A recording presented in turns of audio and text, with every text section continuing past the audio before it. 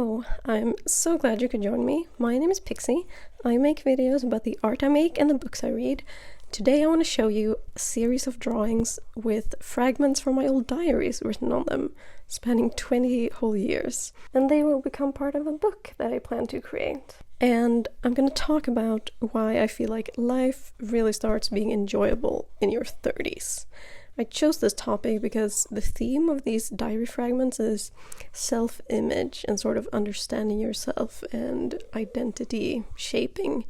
And these things I feel have gotten a lot better for me since I passed 30. So on the most basic level, when you reach 30, you have 3 decades worth of experience of data about yourself and how you tend to respond to a number of situations.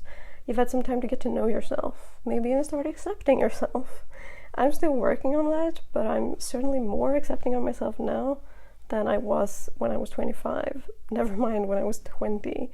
And this isn't just because I know myself better, it's very much also because I understand the world that I live in and how it works better, as well as other people and how they work. And I don't really think you can understand yourself without taking your historical context into account. We are not islands, we are part of a big world, and that big world is part of us. And I think that definitely shapes who we are. And precisely that is one thing that has made me a lot less worried about identity and who I am as I've grown older, because I realized that individuality is something that only matters in the context of the collective. And what this means for me is that I don't have to worry about figuring out some essence within myself that is untouched by outside influence, because I no longer think that such a thing exists. I often see gender and sexuality treated that way in queer circles, and I'm sure it rings true emotionally for a lot of people, so nothing wrong with that, to be clear, if that's you.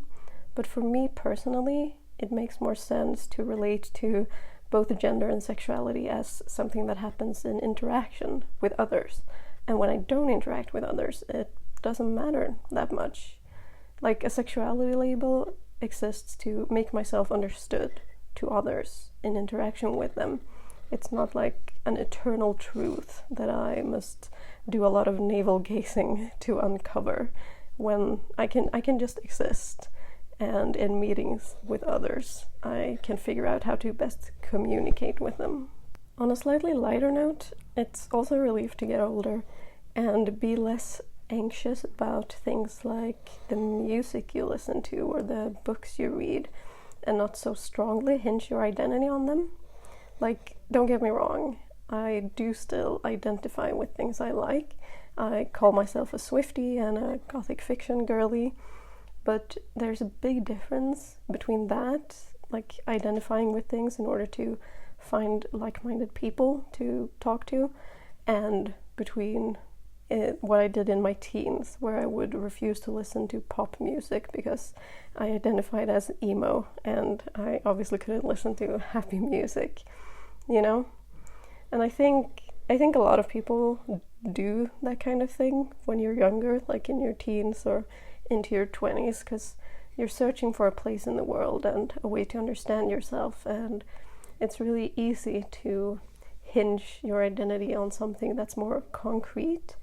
But now I'm in my 30s, I have sort of consistent data about myself that has stayed consistent throughout different obsessions. So it's like I have a stable home base from which to connect with art. It basically feels like I have increased my capacity to enjoy things, which is awesome because I love enjoying things. Also, I want to make something super clear. I'm of course not saying that all insecurities magically disappear once you hit 30, as you will be able to tell from the dates on some of the diary fragments when you see them at the end of the video. I still have insecurities in my 30s, and I have to keep working on them. My point is more so that these years of experience in being yourself are really helpful when you develop your ability to rest in yourself, trust yourself, and be more stable in your sense of self regardless of outward identity markers. And it's very much not automatic, like you do need to work on it, but this time or the data you've accumulated during the time is a useful tool in that work. Before I started working on this diary drawing project, I reread all of my diaries in quick succession, which was an experience, not always a pleasant one, but it was very interesting. And one thing I wanted to bring up was how I inevitably reinterpret things from my current point of view. And this is especially relevant when it comes to my understanding of my own mental health, and particularly autism. There's a fragment in this series where I basically describe dissociating, although at the time I did not know what that was. And there are also instances where I describe masking my autism, although at the time of writing that I didn't know that I'm autistic and I did not know what masking was. So those fragments might not appear to be about self-image at first glance, but that's why I decided to include them in this category, because they're about seeing my past self in a different light with the information that I have now.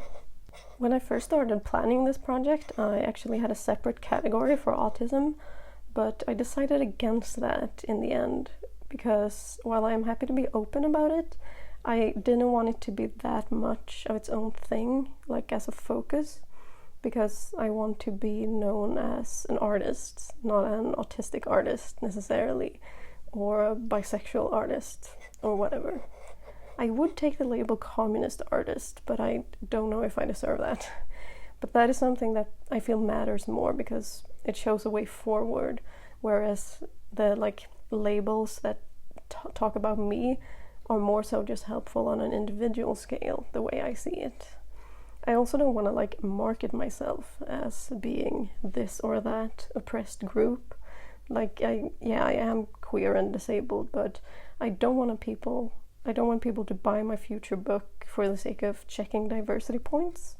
I want to touch people across these artificial barriers of identity. And I also think that both the autistic fragments and the upcoming love fragments that are queer in nature can very much still be relatable to people outside of those categories. You can feel isolated and socially awkward without having a pathological difficulty with friendships. And you can feel shame and fear about love and sexuality for many reasons besides the gender of your love interest. I'm specific about my own experience because I think that's the best way to say something that's true and therefore can touch people. I think the specific is the only way to really get at the general. So, for example, using the specific experience of growing up undiagnosed autistic to portray the general feeling of loneliness. But yeah, my general outlook is that I'm always more interested in what unites us than what divides us. And that's also why I have this incredible audacity to share parts of my diaries, and for this series I'm even drawing portraits of myself. I don't do that because I think you're very interested in me. I do it to give you the opportunity to see yourself in me. I'm offering myself, my life experiences to you, not because we're different, but because we are alike. Maybe you've never been bullied, but I bet you know what fear feels like. Maybe you've never created a painting of a beautiful moment with a friend and have them like it, but I bet you know what happiness feels like, and so on and so forth. But to return to the question of age, if you're in your 20s, I'm really curious. Did this video make you feel better about aging? I would love to know. And for my fellow 30-somethings or older viewers, do you agree or disagree with what I've said? Please let me know, because I'm really curious. I'm going to continue sharing the chapters of this upcoming diary drawing book as I make them, so join the journey by subscribing. And if you want to see the progress before anyone else and get a closer insight into my process with this project, I post about it over on Patreon. For example, for these self-portraits, I drew 79 and I ended up using 26 of those. But my patrons have gone to see the discarded ones as well as the finished ones. And on Patreon I talk a lot more about the artistic choices that I make. Anyway, I'm now going to leave you to a slideshow of all the drawings and without me chattering so you can focus on reading.